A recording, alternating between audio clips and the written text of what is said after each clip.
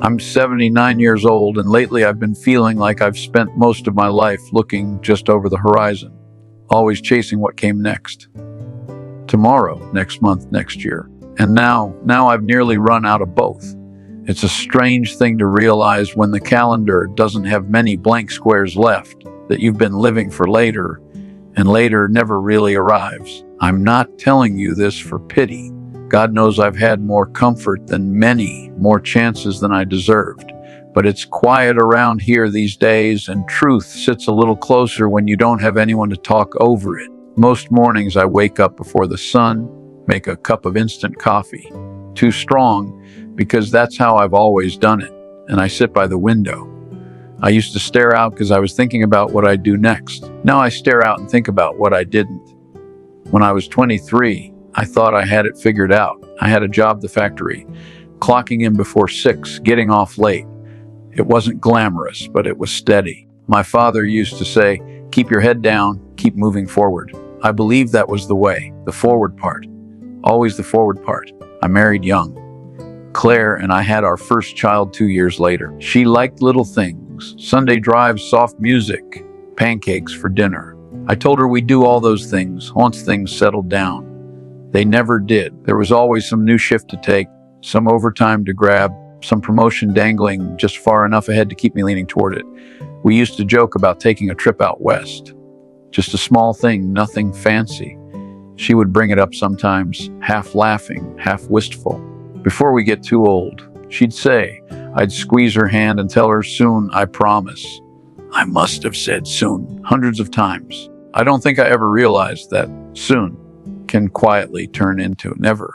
It just slips by while your head's down. The kids grew before I noticed it happening. I remember being proud of working hard for them. That pride kept me from seeing I was missing them.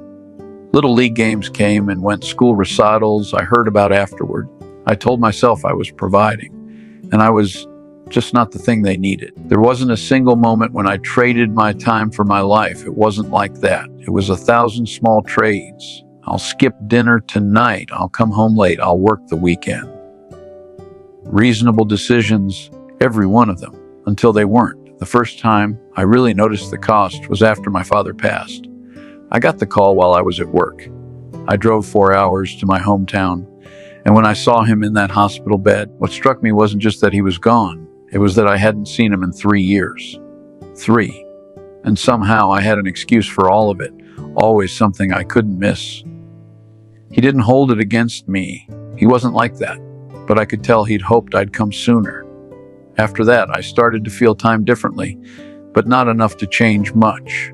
I just worked and waited for the right moment to slow down. And once we're comfortable, I used to say, once the house is paid off. And then one morning, Claire woke up and said her chest hurt. It was quick. Heart attack while I was making coffee. She was gone before the ambulance arrived. We'd been married 51 years. And in that silence after, while I was sitting on the kitchen floor with the smell of burnt toast around me, I realized that all the tomorrows I'd been chasing had disappeared with her. I remember looking around our house, her things, her plants by the window, the little notes she'd leave for herself, and it hit me that I'd been preparing for a life I never actually lived. The house was comfortable now. The bills were manageable. I was finally ready to slow down. But the person I wanted to slow down with had already gone. I thought I'd have time to make it up to the kids, too. But time doesn't stretch the way you think it will. They have their own lives, their own business. Sometimes they visit, sometimes not. They love me, I know that. But there's a quiet distance between us. It's nobody's fault. It's just the shape of things I set in motion long ago. I remember one evening, maybe 2 years after Claire passed, my youngest called. She said, "Dad, are you happy?"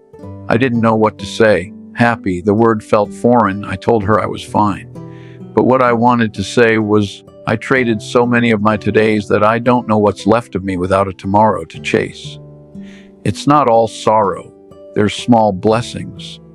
Sitting in my chair with the sunlight on the floor, watching the mail truck come and go, sometimes getting a letter from my grandson with misspelled words that make me laugh.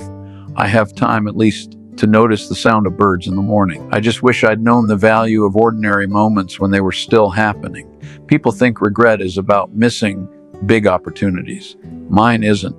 It's about the small, quiet things I look past. Breakfast on a slow Sunday, a hand to hold, someone's story told halfway because I was too distracted.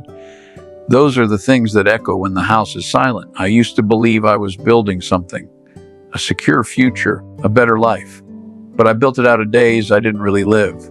Turns out the price of later is always paid with now. You just don't get the receipt until it's too late to return it. There's a kind of acceptance in that. It doesn't make it okay, but it makes it real. You stop bracing for more, stop pretending there's still time to make it perfect. You start to see that even an ordinary afternoon, understood properly, could have been enough. When I look back, I think maybe the saddest part isn't the moments I missed. It's how normal it all felt at the time. How it never occurred to me that one day I'd give anything to just stand in the kitchen while Claire hums and folds laundry or hear my son run through the house again. It felt so perpetual. That's the trick life plays. It lets you think you're in control of time because the days seem endless. They aren't. Now I make tea instead of coffee. The bitterness used to wake me. Now it just reminds me. I sit on the porch when it's warm enough. Sometimes the neighbor's dog wanders over and sits beside me. We don't do much, but it feels like company. If you've listened this far, maybe you're younger than me, maybe not. But if there's someone in your life waiting for your attention, give it to them while it's still warm. Not because you owe it, but because it's the only real thing you'll ever have to give. You'll forget the work deadlines, the errands, the little worries that keep you moving forward. But you'll never forget the look on someone's face when they knew you were truly there with them. I used to think the meaning of life was found in achievement. It's not. It's tucked into conversations over dinner, laughter in cramped rooms, the sound of footsteps heading up to bed. You only recognize it once those sounds are gone. There's one photo I keep near my chair, Claire on the porch, squinting into the sun, holding a mug. She's smiling, not for the camera, just because she was alive in that moment. I look at it often. It reminds me that life doesn't announce when you're living it. It's just there, asking to be noticed. And most of us are too busy looking ahead to see it waving softly from the side. I don't have many tomorrows left to chase. And for once, I'm not trying to. I just sit here, feeling the warmth on my hands, listening to the tick of the clock. It's a humble kind of peace. Late, but still worth something. If these words meant anything to you, then maybe they can be my way of giving a little piece of what I missed. Hold your moments close, not dramatically, just attentively. That's all life ever needed from me, and I was too busy to notice. I'm noticing now, and that'll have to be enough.